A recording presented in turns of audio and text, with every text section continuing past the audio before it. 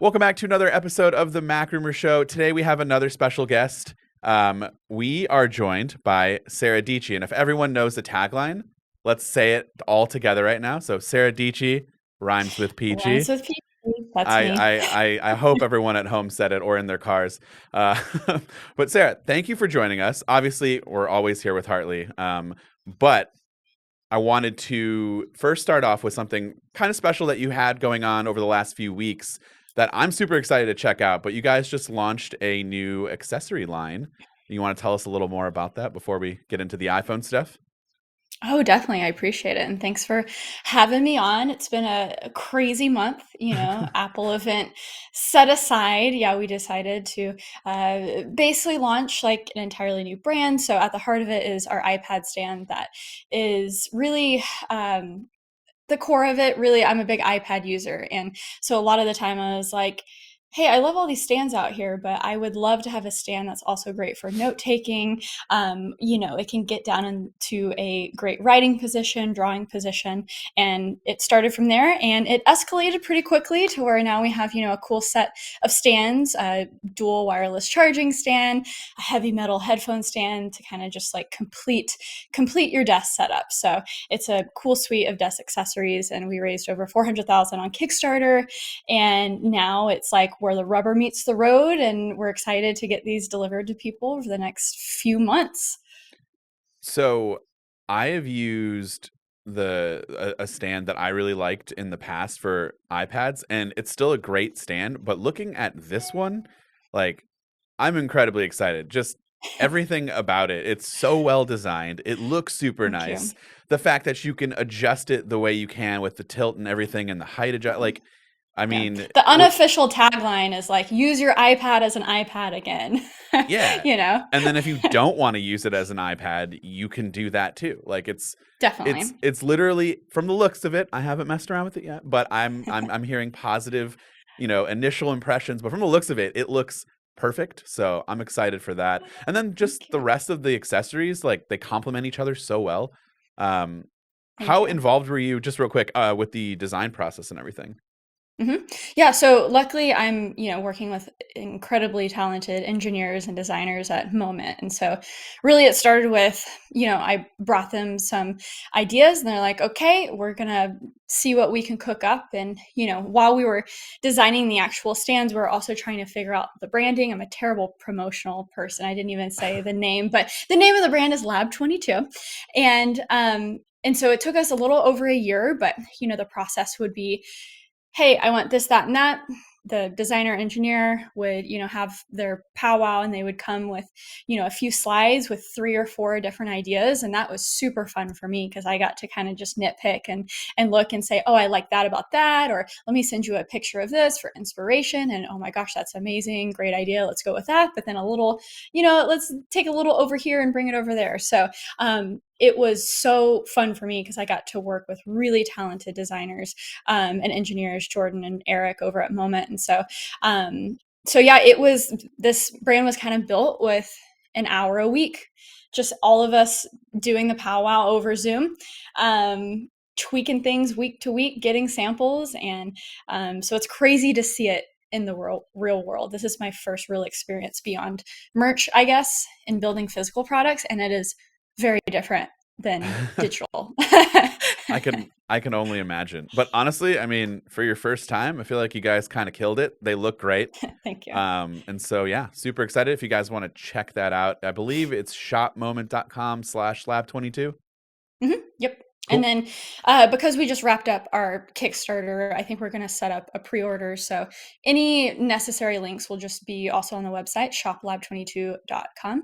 And yeah, I appreciate you guys. Yeah. Thanks for shouting it out. It means a ton. And we'll have some coverage on it shortly so we can like actually give you impressions and everything. But Yeah. Yeah, I'm I excited for you guys to try them. yeah, I mean, me too. Definitely. But I think you guys did pretty well with the Kickstarter, right? I mean, what Yeah, only just a over little exceeded your 400K. goal. So like you don't have to hear it from me. It's and us. Like I know people are gonna maybe think, oh, an ad read to start. This is not an ad read. This is something that we're genuinely excited to talk about. And like the amount of people who have already invested in this project, I think it just kind of speaks for itself. Yeah, it's been crazy. I really appreciate it. Cool. Now we're gonna make the switch over to iPhones. Hartley, we had some iPhones. iPhones that came out, and We we've did. all. Hartley, did you get a? Did you get? Which one did you get? I did. I got a 14 Pro. Okay, so I think we're all probably in the Pro camp. Yeah.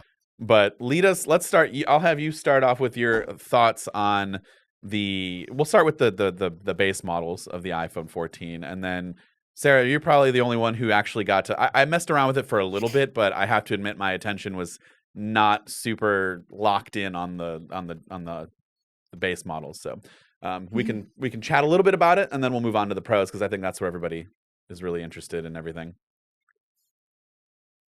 Definitely, I kind of set it up for both of you to talk. So I'll let you guys decide. One of you two, figure it You out. first, Sarah. You first. Okay.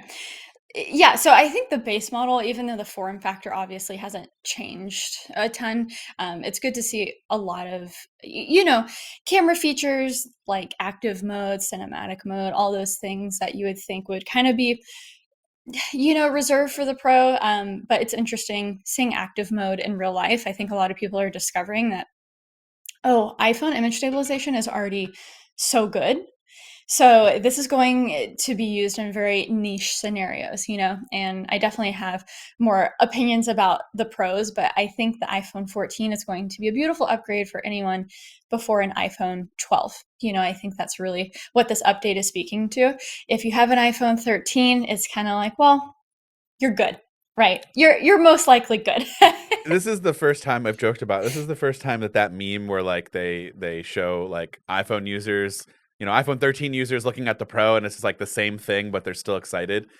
That actually applies for the first time ever, where I think it's like, yeah, it's pretty much identical. I mean, for the most part, there's a couple of things that Generation over generation. Yeah, Hartley, why don't you talk about the few things that are different so that we know? Hartley's our main source of knowledge and information on the show, Sarah. So I just refer to him for everything that I don't know. I love it. Yeah, it's always great to good have. have that It's great to person. have that.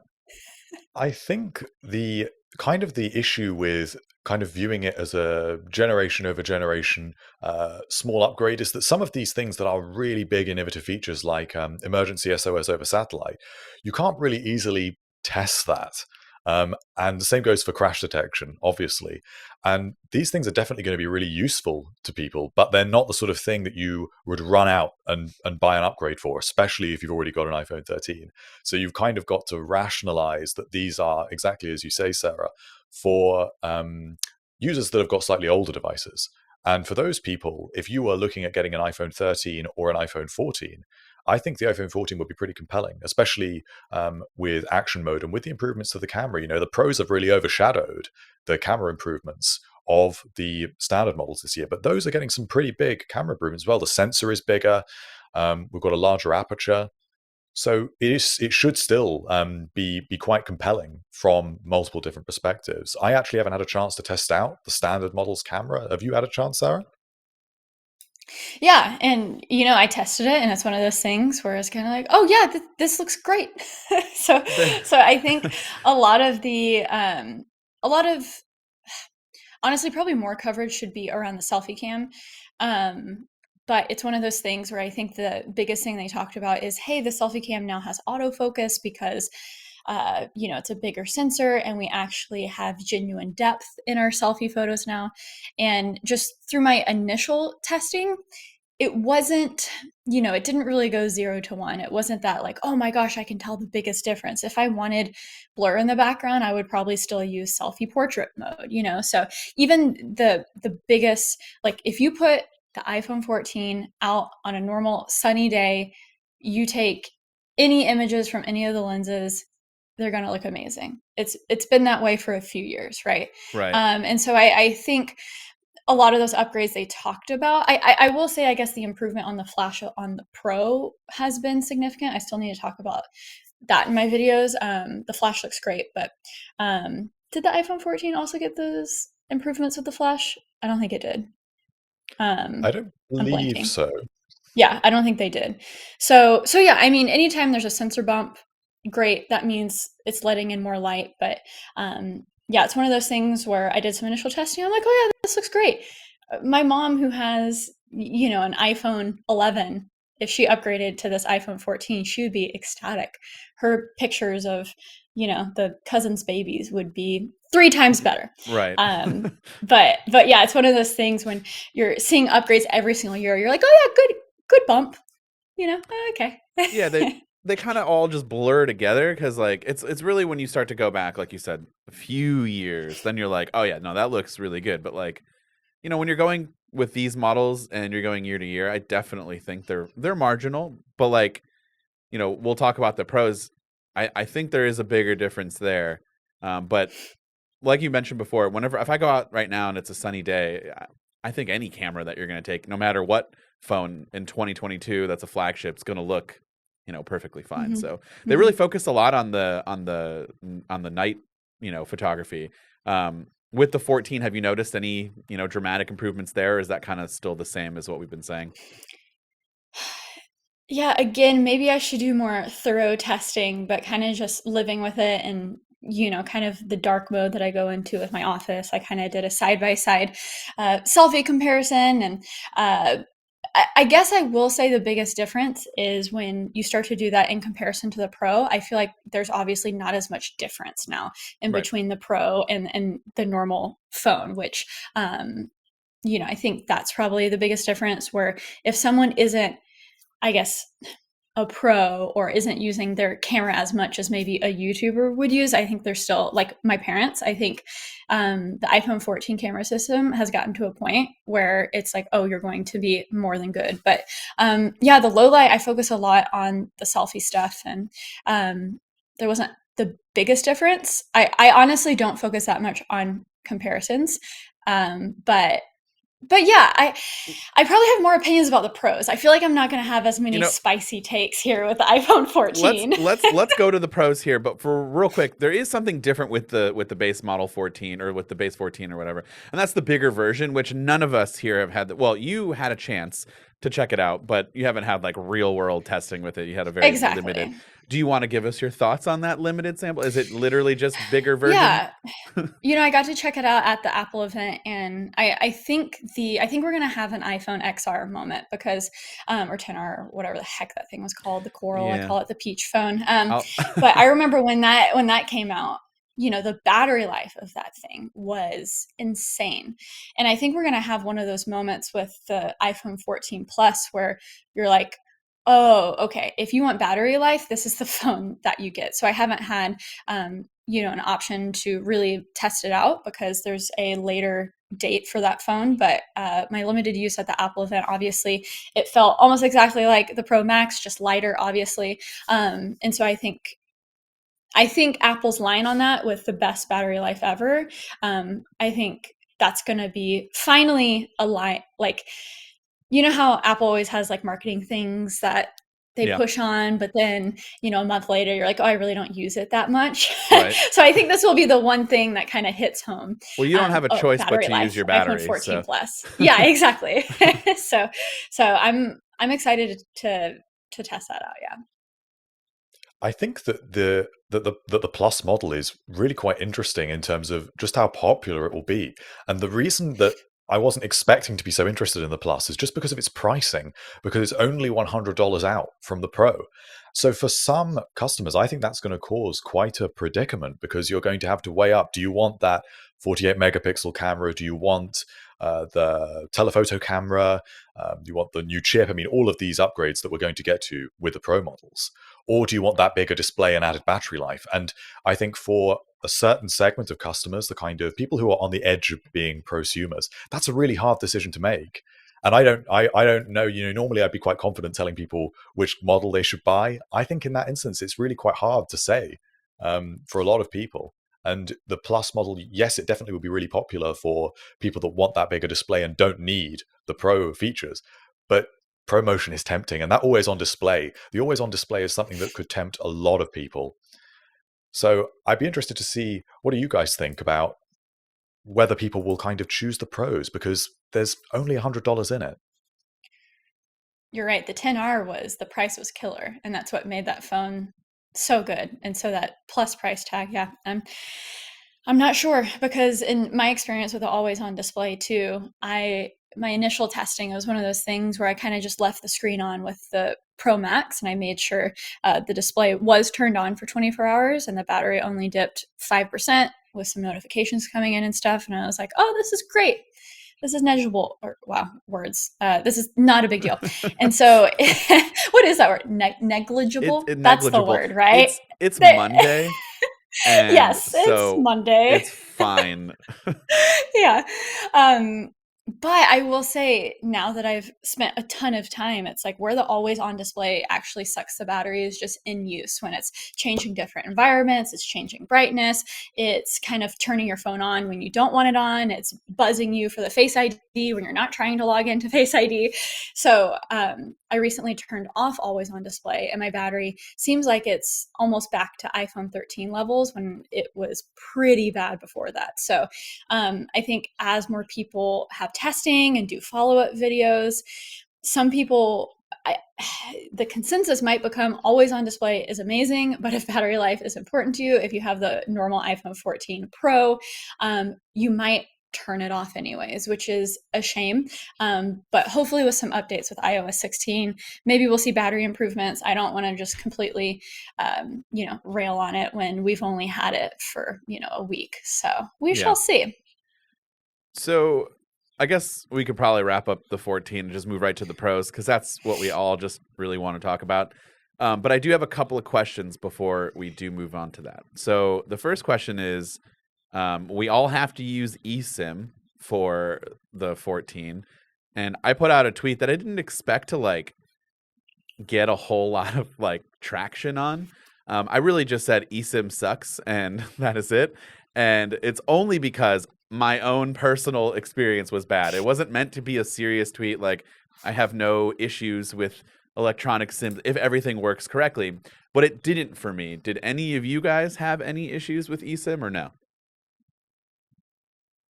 My process was super smooth, actually. Really? Of course, I was switching from a previous iPhone. I have AT&T, so I don't know if it's carrier to carrier, but I basically went in and just said convert to eSIM, because my iPhone was being logged in with the same Apple iCloud account. It was almost automatic on my other phone where it said transfer eSIM, and it took a few minutes, and were you on boom, eSIM it was before? done. No, I wasn't. See, what about you, Hartley? Did you have any issues? No, well, my model is a UK model. Oh, so you don't I even still have a Hartley, lovely little SIM card tray right Hartley, there. do me a favor. Do me a huge favor, okay? Return that. Get the space black, because this is the best color in my opinion. And then I'll return this and get you, and we'll just switch. Okay, cool. You just send me that. Oh, I don't know. I don't know if I would wish eSIM on myself. I mean, I will say I have heard a lot of people have had good experiences with it. Sure. It just seems to be a pretty mixed thing. Some people that say it goes really well. It seems to be such an instantaneous thing. People are surprised it's so easy. But then if you have problems, like and then it's probably not those people who are tweeting out. No one is probably going to be like, "Wow, the eSIM experience was so seamless," right? Right. It's people who are struggling who are going to be annoyed. I only said it sucks because I was literally annoyed by it, because. Yeah. You can say that it's a great process, it was fast, whatever. There's nothing faster than taking a SIM. The only part of the process is finding a SIM ejection tool. Once you find something to open up the tray, do not try to tell me that that's easier than just taking it out and putting it in. We do this all the time with all the phones we get in. And that's another thing. For someone like me and you, Sarah, who do test a lot of phones, it's going to be a real pain when you want to try something else out. And maybe you don't end up liking it, and within 15 minutes you're like, nah, I'm putting my SIM back into something else. It's not an easier process. And I know this is a very small sample size of people that are going to have that issue, but I understand the benefits of it. But for me, I was on Visible. Have you heard of Visible? It's the Verizon sub company. And that's probably where a lot of the issue, they're just not set up for it. And, I liked the price of the service, but I think it was time to just kind of head back to proper Verizon or proper, any normal company that can do it. But yeah, they weren't set up for it. They can't transfer physical to eSIM without any issues. They've been having so many issues. And then I still don't have my phone number. It's been 3 days now. I'm running off a temporary number. Yeah. So anybody who's calling me, I'm sorry, I cannot answer you. So yeah, hopefully by today I'll get my number back, but we'll see. So really, it's probably the people who are getting screwed over anyone outside of the big three of T-Mobile, AT&T, Verizon, right? I think there are some But people who are still getting like issues, but it's been faster to get. Well, here's the biggest thing: is Visible's an all digital company. I love the idea of it. oh, It's not they should great. be on it. Yeah, it's not great when you are trying to access support because they have no phone number. Yeah. They only have a chat in the app. And the biggest thing that was the most frustrating to me, I would have stuck with them had I just been able to talk to somebody in the 48 hours I was trying to get Yeah. this done. But every time, Well, even Verizon is terrible with that anyways. but Like, at even least if you you can were kind of in the like parent go into the company. store and like see You're right. someone. Yeah. Like there's like 4 stores on my block. Like I can at least hit up one of them, but not Yeah. here. Like I had to go on. I was on it for 3 hours. I left my phone and it just like puts you in a virtual queue. But at this point, it was Ugh. like I didn't even have a number assigned to me. I got a number assigned to me 2 different times over 12 hours. And when it got down to like the last 2 people where it would have been my turn, the app would crash every time and it would kick me out. Oh, you're giving me like PTSD. No, Yeah, that is and not. so I hate that. I'm reliving it and getting angry again. And I'm just like, I'm done. I got up the next morning, I went over to Verizon, I'm like, hey, can we switch?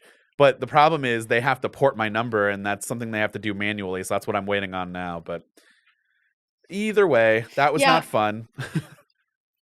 I mean, honestly, for I guess techie people, we're going to be able to figure it out. But I can't imagine someone Oh. who just wants their phone to work going Yeah. through this process. I guarantee you if my parents did this, they would be done. They would switch completely and just be over it. So Mhm. I'm really glad it didn't happen to them. But Yeah. when that moment comes, I'm not looking forward to those phone calls, having to help them out. Because I Yeah. honestly Are you can't do guys anything tech about it. support Yeah. for your family? The moment I walk into my grandma's house or even my cousin or aunt, they just like hand me their phone or iPad and they say fix. Yep. And I'm like, what? And the Zoom will be turned on Oh, where only like a part of their screen is like zoomed in. And I'm like, go into accessibility and they're like, oh my gosh, you do it in 10 seconds and you're like the savior Yeah. for the day. But It's kind of yeah. cool though, because you feel like a magician. Because they're I like, know. Yeah. they're like, what? I've spent 3 days trying to get the. I'm like, yeah, you just turned Exactly. off cellular. You're like, your cell network's fine. You just turned off the toggle and the. I don't know how you keep Don't know doing how you that. did it. I don't know how you Yeah. keep doing that. Literally, my parents do that at least once a week. I'm like, please stop doing that. Just leave your control center alone. You don't need Oh, to. that's funny. Yeah, because they could probably accidentally turn Yeah, off that's your they cellular just and like control center, which somehow you they don't pull even it need down. that there. No, Yeah, why no is one that needs there? that. No one needs that No. there. So Hartley, I'm jealous of you. Sarah, I'm glad everything went well for you. My next question is, what models did you guys get? Did you go Pro or Pro Max? Well, I know you have some of them for review, but which one are you like Mhm. choosing to use as your main device? Yeah. So I have the Black Pro. Such a good color. Yeah, it's very clean. The Pro Max, I was looking at it like, oh, I might need to switch when my battery life was failing on the Pro, but ever since I turned off the always on display, it's back to normal. So, but then that's one of those things where it's like, well, you're not using one of the biggest new features, and I actually like it because I'm always needing to know the time. And also, let me just go on a little tangent. I don't know why, but I've been using my MacBook more. I'm probably going to switch back to my PC, but when you put it on Do Not Disturb, the fact that it like darkens the time is very frustrating to me. But anyways, that's why the always on display, having it on my desk setup has been very handy, But so I'm not sure. I might switch to the Pro Max, but it's just such a big phone, And so I don't know. Is it worth the battery life bump? I'm not sure. Maybe I just carry around chargers with me all day and keep the always on display on the Pro. I'm not sure yet. Hartley, which one did What's you your get? experience? I just got the standard 14 Pro. I was very tempted by the Pro Max. I am every year, but this Yeah. year I just sort of I think I can take the battery life hit just to get that extra little bit of one-handed use. I think is Yes. important.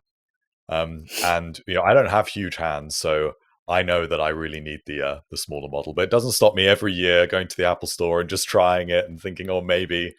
But that's just my yearly ritual. Mhm. So I have both Pro models, and every time I do this, I will pick up one or the other, whichever one I'm not using all the time, and I'll sit there and think, this feels really good. Whether it's the smaller one or the bigger one, every single time this happens. And then I switch this. This is where the SIM card switching would be super easy. And I do that. And then I would say after a week, usually whenever I go to the Pro from the Pro Max, after about a week, I'll pick up the other one and I'll be like, yeah, I got to go back to the Pro Max. And the battery. And so that's what I'm using, the Pro Max. Always on display has been okay. I do have a question about that though. I haven't been watching it as much, especially since I haven't had my number on it. There's really no point in really using it that much. When notifications roll in, I've noticed sometimes it brightens up the screen. Is that only because you recently used it, or is that happening all the time? Because I don't see it happen all the time. Honestly, it is, so many things are so random. So depending on how bright my room is when I go to bed at night, sometimes the always on display will stay on all night, or sometimes it'll turn off within 30 seconds completely because it thinks that it's in the pocket or in my purse because it's so dark in my room. So when it comes to notifications, I think I've noticed kind of like a blend of it. I don't think it brightens your screen fully when you have, because I usually use my phone on silent. So maybe it lights up the screen when it's not on silent, perhaps. I'm always on silent. I've noticed that like if I just interacted with it and put it down and it just it just gets there, like a second later a text comes in, it will like unlock the lock screen basically to and brighten it up. Hartley, you were about to say something? Yeah, I think that generally there's still quite a few bugs with these devices. I know they rolled out iOS 16.0.1 straight away to fix some problems with FaceTime and a couple of other things. But I'm pretty sure that there's still some problems with always on. I've had it where I turn low power mode on and always on turns off, and then I turn low power mode off, but the always on display is not coming back on. So there's some there are quirks. some bugs. And I think that battery life is one of those things, because I came from a iPhone 12 Pro, which had, I think the battery health was at 89%. My brand new 14 Pro is definitely worse. Straight away. And that was on the iOS 16 beta, the 12 Pro. And the battery life was not great after having the beta installed. So something's going on with the battery life. You take a look at Twitter and it seems to be pretty widespread. So I'm sure that's something that will come in the next few weeks. I think it's pretty normal when we're looking at quite software reliant features with things like always on and the way that these features are optimized for there to be some early bugs. I mean, by the time this podcast goes out, they may even be fixed. So we can't judge that too soon, I think. Hey, I plan to edit this super fast, so let's pump the brakes there. Well, this will be out, and everyone there'll be the same bugs. Yeah, I've experienced that too. And it's one of those things where I kind of have the same sentiment where it's like, hey, let's give them time. All of, these new features are very software heavy and dealing with very new features, like always on display for iPhone. So that probably is the biggest thing. But at the same time, in general, this has never, that's what iPhone does great, is in the past, they really don't release things when something as vital as battery life gets sacrificed. So in my testing, this is the first time in a while that we've had bugs to this scale. I feel like it feels like. Yes, and of course there is this camera issue as well. I don't know if either of you have experienced it. The shake. I haven't experienced. Yeah. I had it when I was trying to scan in a new credit card, and the camera was just going crazy. I didn't know what was wrong with it, because you can feel it. For anyone that's not experienced this, the actual device is vibrating from the camera. What? And so you and I was trying to force quit the app as quick as possible because I thought if the sensor is being shaken inside, it will damage it. I didn't know what was wrong. So this is also something that is that definitely needs to be resolved. I just hope that it's not a hardware problem, because there's a lot of debate over what that is, but it definitely is only in third-party apps, so it would suggest that it is only software. Okay, so it's not when you're trying to take a picture or anything. I would say, well, not in the camera app, but, right? Like you're not out taking a picture of of your mom, like happy birthday, mom, and your camera's shaking like crazy. It's not doing that, right? No, it's okay. It's okay in that situation, but it is still it's pretty startling, because it's not just that the camera is so shaking inside. sounding. it's you can hear it you slamming from one side of the socket to the other, the sensor inside, and it's shaking the whole phone. Like it's It's actually kind like of it's funny. Yeah. Dude, yeah, but it's. I mean, when I thought it was just me, I thought, "Oh no, I'm gonna have to go and return this. If is it damaged?" But it's kind of a Yeah. relief that at least it's happening to other you people as need to well. take a video of that with your other phone and send it. I want to see this. Yeah. Well, you don't It's know when it's it's all over happening. Twitter. Yeah. Okay, I'll have to check it out. I after this weekend, after this week, as you can probably tell just from your own workload, once Friday hit and it was time to go, I was done. I'm not I looking feel at you. anything. I didn't even have a phone that worked, so I was kind of sick of it at that point. So I just kind of Mhm. tried to use it as little as possible. So Yeah. I Yeah, it's didn't even. crazy. Those 2 weeks of just Apple event and Yeah. then, review units and then content. I feel like I got my first 8 hours of sleep in a while this weekend, and it was so good. I just like cleaned our house and slept, and, Yeah. and I'm like, okay, I'll worry about everything on Monday. That's how I felt. I was like, I'm done for the weekend. I can't do this anymore. Oh, you know what I did on my Saturday? I went to one Apple store, and on Sunday I went to another Apple store. For So what? I can't say that I was signing off. Was it because of the shaky camera or just because you're trying to get some stuff? No, it's one day wanted to go and have a look at the cases, have a look at them in person, and choose one out. That's why I chose this nice orange. And Team then Orange, let's on go. Sunday to go and set up some Apple Care. So and it's nice to go to one of the flagships when it's really busy and there's a new device. There's good atmosphere and You some just wanted people enthusiasm to by the people there. recognize you, Hartley. No, no one They're recognizes like, me. oh, Hartley with the good voice. Maybe they Although do. Maybe they do. I don't know. a lot of people probably sound like you where you're at, so not as low in Oh, timbre though. probably. They Yeah. don't have the That's timbre of the that's voice. possibly. Possibly. Dynamic Island, we all hyped it up. Now that we're using it daily, is it still as hype worthy as we made it out to be? I think it's cool. It just needs to be refined a bit. I kind of tweeted this out, but it's one of those things where I find myself using it a ton, but when I'm using it, I'm like, oh, there could be more functional features here. Like Mm-hmm. when I'm on a phone call and I'm also on email or on Twitter or something. Definitely don't check Twitter on phone calls, but a lot of times you need to mute your headphones, right? Or your microphone.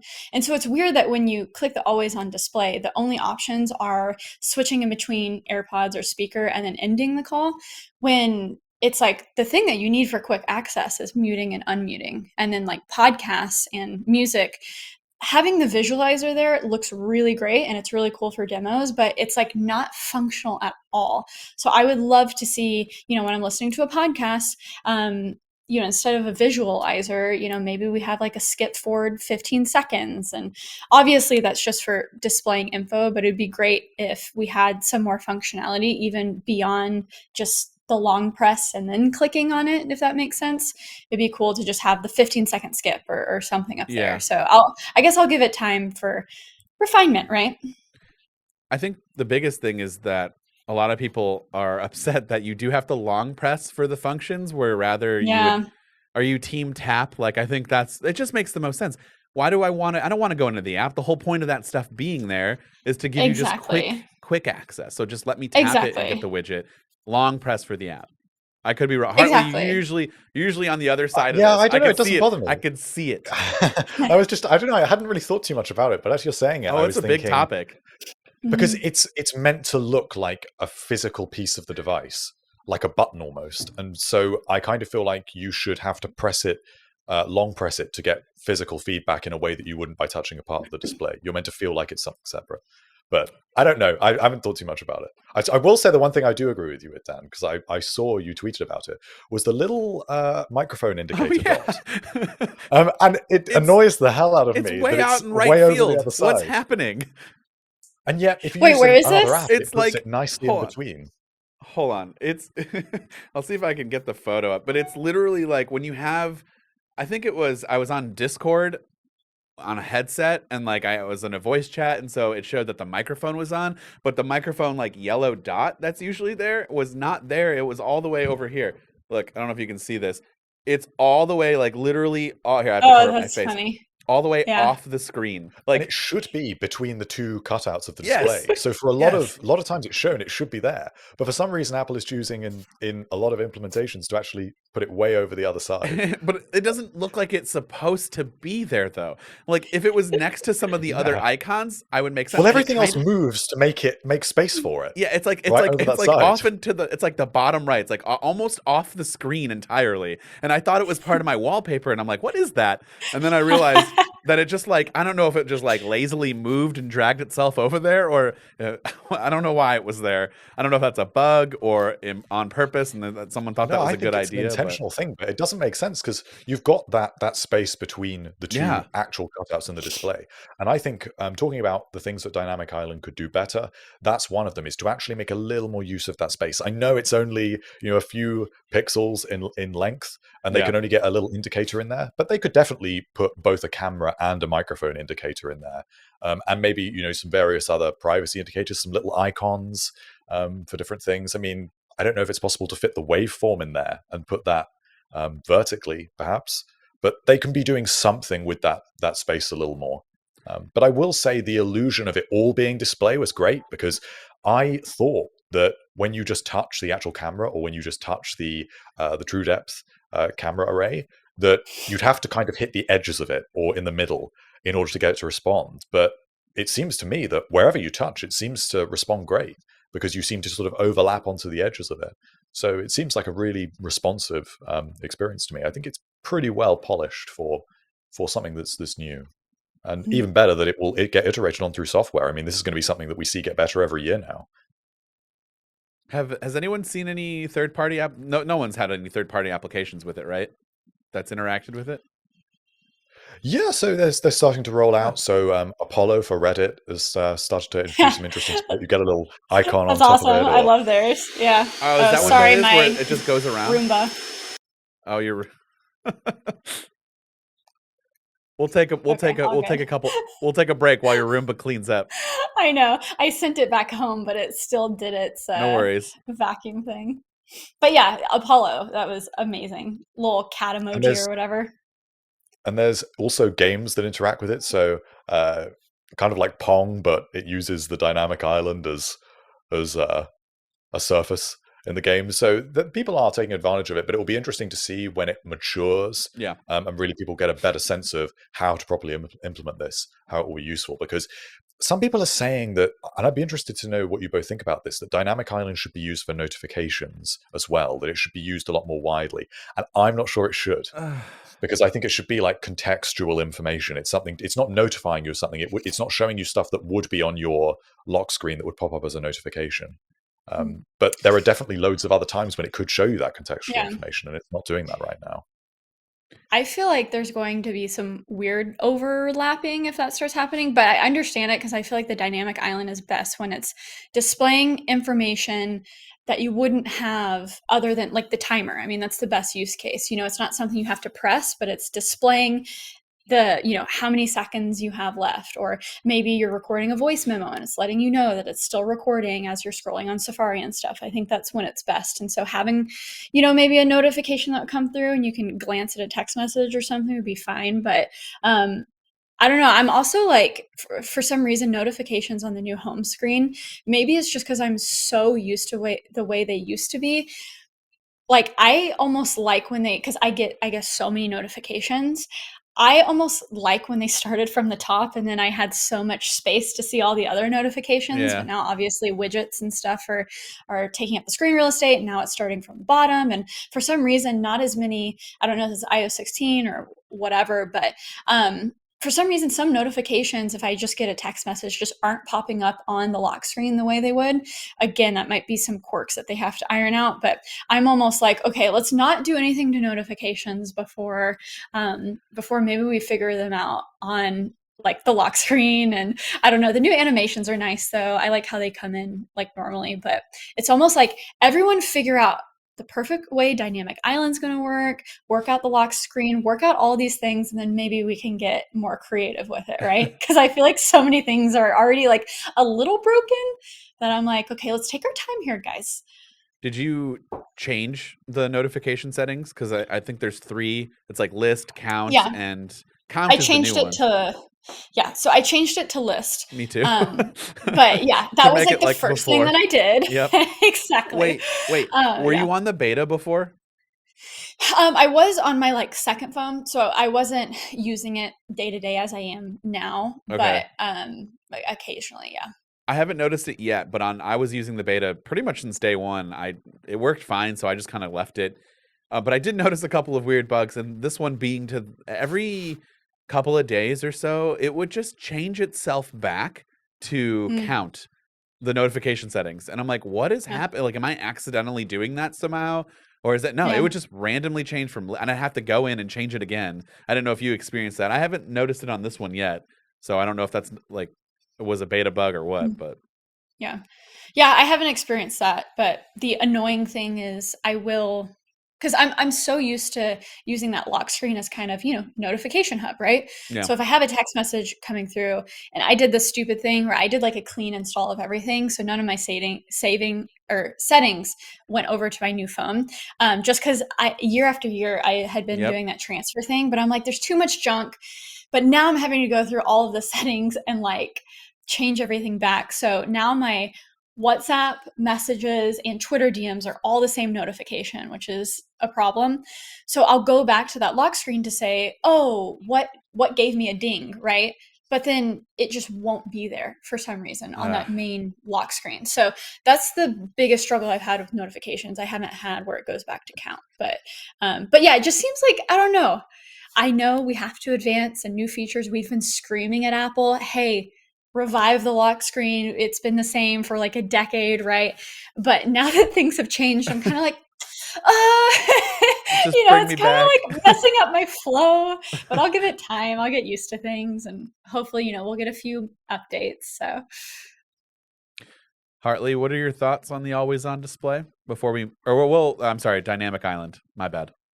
Did you Well, I like Dynamic Island, but I do have more interesting thoughts, I would say, on Always on Display because Oh, I would say that I was not a fan of this feature when we started talking about it. When this was coming out in the rumors, when we were talking about it, I was thinking, oh, that won't be useful. I've got Always on my Apple Watch. Sometimes I even turn it off on my Apple Watch. I don't know how useful that will be. I can just glance at my watch if I want to see the time or the complications. And I was such a skeptic of Always on. And within hours of having the Always on display on my desk and just giving it a try, I really like it. I really like the ability to see the time. I undervalued. It's. I mean, you may as well just have a clock on your desk, especially if you've got a nice, MagSafe stand. One of Sarah's stands on your desk, maybe to see the not time. perfect. sponsored. Yeah. We're just Yeah. hyped about Plugged. it. Go ahead and plug it again. It looks so nice. Thank you. No, I feel that though. Um, It's been nice. And it makes it so useful to see that information just at a glance, just in your field of view. I thought I won't like having just an extra screen looking at me all the time, but it's underrated. Just having a clock in your field of vision, it's great, and I will take a little battery life hit for that. If it gets better with software, that's the one thing.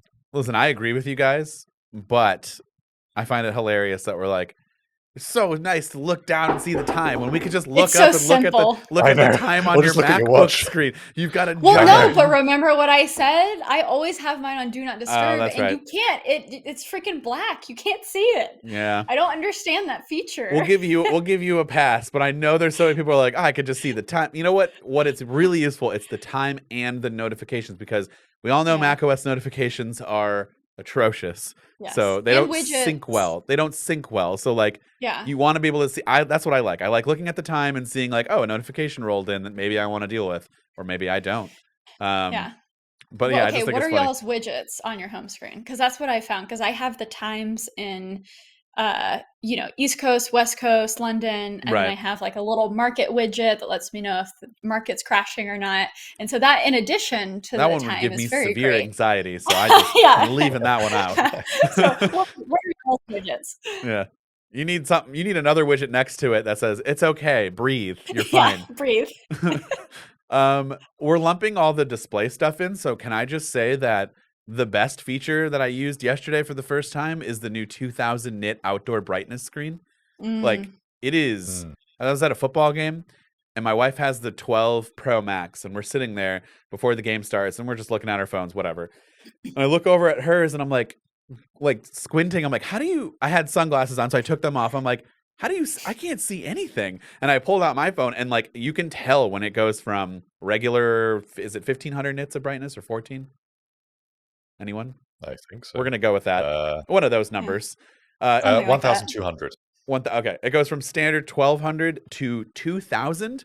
You can see that bump up, and it looks like you're just inside. It's one of the nicest things that they've added, because whenever I'm outside and I can't see the phone when the brightness is all the way cranked up, it's incredibly frustrating, and that is not an issue. Have you guys like seen that yet firsthand? Or it's better with dark mode when you're like scrolling in dark mode stuff, because to test it out initially, I just had like Twitter pulled up and it wasn't on dark mode, and with white screens you really can't tell immediately. But I think when you switch over to like dark messages, you know, when your phone's in dark mode, it you can really tell. And I think it's not one of those things that you can just snap on. Right. It seems like it really depends. Like, how bright is the sun? Like, how long have you been out in the sun? Does it really know that it's in the sun? It's kind of like the always on display, where you kind of don't know what flavor of brightness you're going to be getting. Well, as you can tell by my white, like tan line here from my hat, we were in direct sunlight for like 4 hours, and so love it. It was nice to have that, you know, ability. The game, on the other hand, where we lost in the last second after everyone leaving the stadium thinking we have won, is very what sad. Game? I'm still sad. I'm a Browns fan, so everyone, you know, let's all groan. Yeah, within 2 minutes, not to go into football talk, but, you know, we were up like 14 points with 2 minutes left, and somehow they scored 2 touchdowns in 2 minutes. So that's cool. Always fun being a fan of sports, you know? Yeah, sports ball. I gave up on the Cowboys a long time ago. Growing up in Dallas, it was like, I know, but that's how they suck you in. That's how they suck you in. Yeah, they win once, and you're like, we're going to the Super Bowl, and Dallas Cowboys all the way. And then, you know, the first playoff game, they just lose miserably, and then you're back to, you know, the start, and it's just a mess. So I don't let them suck me in anymore. I'm done with it. You just gotta let them in. That's what they want. I try not to fight it. I'm like, all right, just take me. It's fine. This is my Sunday. Yeah. But so that's a really cool feature. And then I guess we have to go into the cameras, because that's like the other biggest thing here. I've taken some photos, but I have not gone deep, like down into that world yet. That's going to be my task over these next few days. But have you had a chance?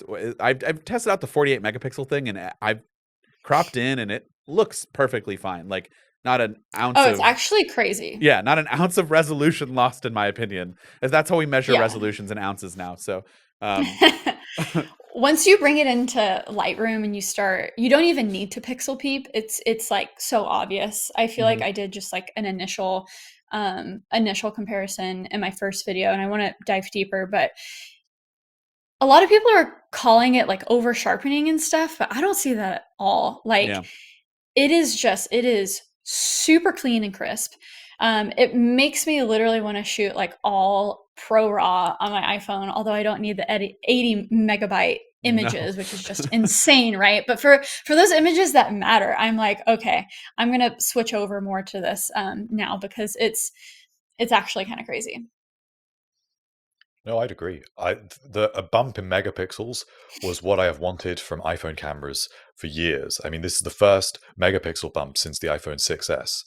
Even that was, I believe, from 10 megapixels to 12. So to go all the way from 12, all these years later, all the way up to 48, and it's actually delivering. You know, for years people said, oh, it's not all about megapixels. You know, all of these other factors really count, but they are using these megapixels, and the difference is incredible to me. That you can take. If you get a new iPhone 14 Pro, anyone listening, just go and stand somewhere and take one photo with ProRAW and one photo without, and just pinch to zoom in, and you can just keep going, and it just looks so good on little details.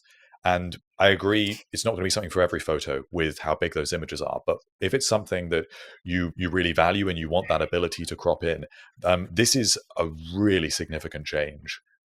for iPhone photography in a way that I don't think there has been for really quite a long time. So I'm excited to use ProRAW now. I previously, ProRAW didn't get me excited. I didn't heavily use professional image editing applications unless I was really putting a lot of work into to a single picture. But now with ProRAW, the fact that I can get that extra resolution, it's hooking me in to a little bit more serious photography in a way that the iPhone just hasn't been able to do before. Yeah, I What do mean, you think, Dan? yeah, As someone that's a lot more video focused than me. well, yes. I Video mean, and when you're photo. at those games, I mean, if you're in I the don't stands, you want want to capture any those moments and memories. zoom in. I don't want any memories of what I saw yesterday. I'm just going to tell you that right now. Actually, I did take some pictures. I haven't had a chance to look at them because I've been crying and sad. But I will go back and look at them because, yeah, I mean, the other thing is, and I think I don't know if you guys mentioned this, but like being able to have that 2x kind of optical zoom. Oh, yes. But I really like it. But like it's not really, but it is because of the megapixel. Like that's a huge advantage for us now. Yeah. We have, what is it, like a half? You have the 2, you have the 3, and am I missing one? Just the regular main sensor? Yeah, that's it. So you got 4 different levels. Yeah. And it's so smooth moving between them. Years ago, if you would try and scroll through them, you could see when it jumped so from one to the other. janky. Yeah. Now it moves through them so smoothly. And coming from a 12 Pro, like I say, I didn't have the 3 times telephoto, and I was not looking forward to moving to 3 times as I was expecting to when I got my next upgrade. So I am so pleased now that I can get that focal length that I was used to. So it's again a really practical, useful photos and photo and videography feature in a way that every year I don't know if they're so useful. Cinematic mode, is that really something you're going to use all the time? But that ability to have a sort of mock telephoto is great. Well, the 4K 20, yeah. Yes, I think your team, and it has got better right? in iOS 16 as well. Yeah, and I will say the thing, when you throw cinematic mode now to the telephoto lens, it's like butter. So cinematic mode was kind of pointless last year, but through my testing, and also for the first time ever, I finally figured out a HDR workflow because previously, when you're using iPhone footage, it's usually because you want something fast, right? And you want to airdrop it to your computer or a G drive. If I'm on my PC, I throw it into my video, boom. Previously, if you had HDR, or before I just stopped being lazy and looked up how to do this, but previously if you just did that, it would look super blown out and just washed out and bad. But I finally figured out like a color grading workflow and a conversion I can do in Resolve. And now the combo of like telephoto cinematic mode, HDR, going through the process of coloring it, and at that point you should just use a real camera, right? But it is so good. Like the colors are so good. I'm so sad that I've also been sleeping on HDR out of laziness too.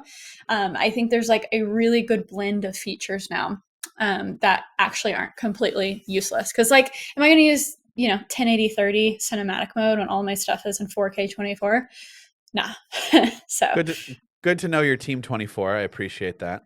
Yes. I know there's a big debate about that, which is really not a debate in my eyes, but yeah. Yes, I know. Now that we have that available, and also action mode.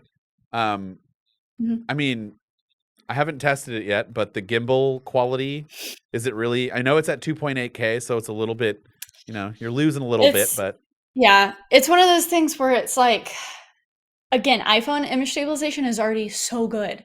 Yeah, I know. So for anything other than you being on a mountain bike, you should probably just use the normal cameras and keep the resolution. And like, that's something I mentioned too. I was like, and also if you're like an extreme sports person and you're mountain biking, you're probably going to have a GoPro or something. Yeah. And at that point, you're not strapping an iPhone to your chest. So, we'll see if that actually is productive in people's lives. It's probably for that very niche subset that is going hiking and might get lost and needs to use the Emergency SOS and, needs to use these features that I probably will never use. But, so go hiking, film yourself in action mode, and then hopefully you don't get lost. But if you do, satellite connectivity, boom. And if you have the Ultra on your wrists, I mean, exactly. This year's update just like screamed California. It's just so obvious that so many of Apple's employees are in California, right? With all the hiking features and stuff. can't wait to not use any of these features while sitting at my desk in Ohio. I just, Exactly. Is there anything else for the pros that we wanted to talk about? I mean, I think the camera is something that, we'll have more stuff on very soon, but like there's definitely a big upgrade there, especially even like we said, we've been looking at it from the 13's perspective, but obviously the older you get, the camera just becomes an even bigger upgrade. I would like to see a better zoom. I don't know if we're ever going to get the whole Samsung space zoom thing, but like, I don't know. Sometimes I've seen images that people take of the moon with space zoom, and I'm like, yeah, I don't know why, but I want to be able to do that on my iPhone. I don't know why. I'll do it one time, but maybe if we could just get a little bit better zoom out of I think that'll be next year. Huh? I think so. I think that will be, I do get a lot of flack when I start talking about next year's iPhone rumors already. What's your job? Next year, it looks like that at least it will be an exclusive to the iPhone 15 Pro Max. Yeah. And it will be the first periscope camera system. So There that will enable, it probably will be 10x or possibly 12x, which will be a serious boost in that area. We don't need 100x, but like just something a little better than what we have now, And then I would imagine 8K recording would make its way once we have a better way to transfer those large files. Yes, USB-C. It would make sense. Would you use 8K, Sarah? I think that, probably not. I'm just now getting into like not being lazy with HDR. So it's one of those things where, but again, different people, different stages of life and content creation. So I've had 5 or 6 years of testing everything all the time, but now I feel like I'm reaching the point where I'm like, I just need my Sony cameras that work the way I know they're going to work. I just need the phone with an expected, because like 8K, I'm like, that's going to take probably forever to transfer. It's going to fill up my hard drive. So it would be one of those things that would be a niche feature that might come in handy, if I'm like in New York and I'm trying to capture, a skyline or even like an interview, right? If you're using your iPhone for an interview setting, you can use that 8K to crop in and make it seem like you have 2 different angles. So I totally understand that there's use cases, but when it comes to your shooting on an iPhone, it's like, well, even the Samsung phones with 8K, they looked amazing. But it is really to just like have a new thing to put on the spec sheet, I feel like. It was great if you don't move. If you do move, it ends up being as shaky as Hartley's camera on his iPhone that's freaking out. Like, you can't sit still with it. I mean, it's just bad. But it does look good. So, I mean, I just want to know what Apple will do. I don't know if I'd ever use it either. I just want to see if they can, like, how they would make it better than some of the other phones out there. They do it in their own way. Yeah. I think those are the key features. I mean, we've talked mainly about the main camera, but we mentioned a little bit about the front-facing camera as well, because they're the same across the standard models and the Pros. But it's difficult to sort of overstate quite how significant of a camera upgrade this is, because you've got computational improvements with the photonic engine that affect all the cameras, but all of the camera hardware is different. Across every single camera on the device. And these are quite significant spec bumps and significant new features. So I think that, some years we look back at iPhones and sort of think, well, was that really pro, or, was that really justified as a pro camera upgrade? I think this is probably the first year when we can seriously say, this is a serious camera upgrade that actually makes a real difference and can actually be used in pro workflows in a bit more of a meaningful way. And even not in pro workflows, I mean, action mode is great if that's what you need, or even the 48 megapixel, just to be able to crop in a little more. It's useful in a way that I'm not sure it has been for a little while. And then we haven't touched on the A16 Bionic, but I don't know if that really excites people. I mean, it's like if my iPhone can keep chugging along, that's the only thing that matters, right? In day-to-day use, I'm not like, something doesn't like freeze up on me and I'm like, damn you, A16. Like, no, it's just, I just assume it's the software and I just move on and it's fine. No, I mean, that is true, isn't it? That's funny, because I've had some apps like stalling out on me, but instantly I'm like, oh, iOS 16. Yeah, like it was weird. Like the software definitely takes the hit. And it could be the hardware. None of us would ever know. Like we would never figure that out. But I think it's because you can, like, our experience also on iPads, on, like, iPads or iPhones, you can edit like a 4K video on LumaFusion Yep. and do all these crazy things. So I think we've pushed these devices to their limit. So when Twitter crashes, that it's probably not, Right. the chip. It's fine. Yeah, it seems fast. I mean, I ran some benchmarks. They're fine. I don't know. Hartley, do you have any more in depth to it? You brought it up, so I assume. Well, it's interesting that it's the first 4 nanometer chip, and that's going to be a little bit of a transition for Apple before they move to 3 nanometer. But this will be the chip that we see Apple using for a little longer than normal, especially if it's going to be used in the standard models next year. So it's a nice little upgrade. It is genuinely a little bit more technologically innovative than the A15 was, because it's being made with that new process. But I don't think we get too excited about iPhone chips in the same way we do about Apple Silicon, for the Mac at least. They're gonna have to prolong it. We're starting to run out of nanometers here. Like, yes, we keep getting down. And just, the next big thing. We can't have 0. So I mean, I do have one last thing that we should talk about, which is color options. Okay. And particularly the space black and the purple, because I think those are the things that people are excited for. So firstly, is the space black black enough? And is the deep purple enough? Yeah, the purple, I feel like they should have been more bold with. I'm going to be honest. Like, if you go purple, go purple.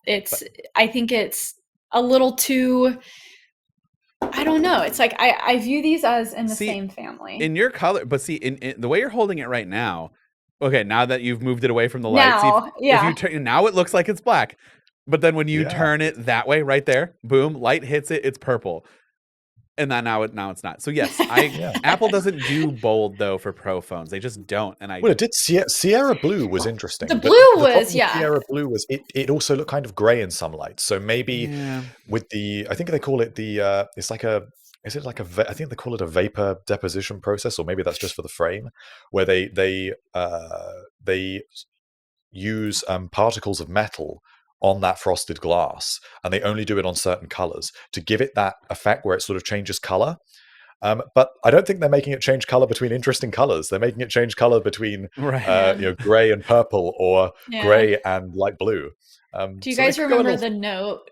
The Aura Glow from the Note. It was rainbow and silver. Oh, that was my favorite. Cool. Let's do that.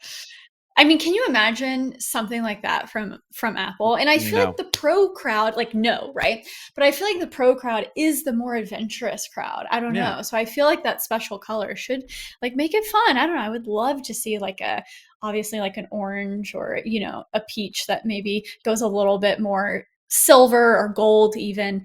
But I feel like they could get a little, I don't know, fun with it. I think this is the best color. It's probably the most boring one, but it's the closest we'll get to matte black. I think the black stainless is the best part about it. I don't know. It just looks really clean, like you said before, Sarah. So I mean, I have the purple. Apple's been listening, right? Because it's what people wanted for such a long time, is a matte black iPhone. Since we last had it was with the iPhone 7, I think. It's not full on matte black, but it's getting there. But it's nearly. It's getting there. I think you can't complain too much, I think, with it. Yeah, so especially if you're not in a brightly lit room, it does look it's pretty close. Yeah, I think it's a good color. I mean, it's the best one of the 4 available, and purple's probably right there, I guess. But I don't know. I think the 14 colors. What were the colors for that? Was it the same thing, just different shades? There's a lighter blue. No, there's blue, purple, and then product red, midnight, starlight, and that's it, I believe. Yeah. But the blue, I think, is really nice, actually. Yeah, the blue's pretty. Red. The product red is product red hops. Yeah. I would take a Pro. Remember, what was the only one that they did, right? Was the Plus? Was it the 7 Plus, maybe? It's the only bold Pro phone, biggest one. So, I mean, why can't we do that? Let's have a product red edition of the iPhone 14 Pro. We'll just wait for the mid-cycle color refresh that there probably will be. Maybe will green be coming back? Again? I will say That got the was green my still? all-time Yeah. fave. Yep.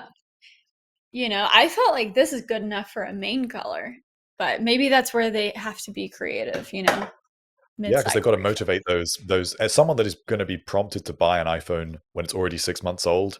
Yeah. They need to do something special with those colors. Yeah. I wanted that copper one that was rumored because that's like the Yeah. closest we'll get to orange. I don't know. All right. Well, I think that wraps it up because that is really it. There's not a whole lot to talk about with the 14. The 14 Pro, in my opinion, if you're looking between the two, I think we all kind of agree. Go with the Pro models because that's where you're going to get the best feature set for what you're paying for.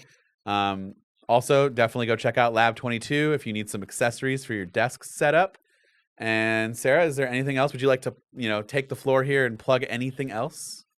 Oh man, I just appreciate it. Thank you for having me, and it's so fun to chat with you guys. I feel like I know you via Twitter and Oh, thanks. MacRumors.com, but it's good to chat with you in person. Yes, in person. And Yes. thank you for joining us. I know that our schedules don't always align, but thank you for Oh yeah, taking thanks time for out. making it work, and thanks for Oh, the it's fine. patience. Oh, no Judy problem. is in the corner sleeping now. We had some cat drama this morning, so And some robot vacuum drama, but that's fine. yes. Well, thank you so much, Sarah. I truly appreciate it. Awesome. Thanks, guys.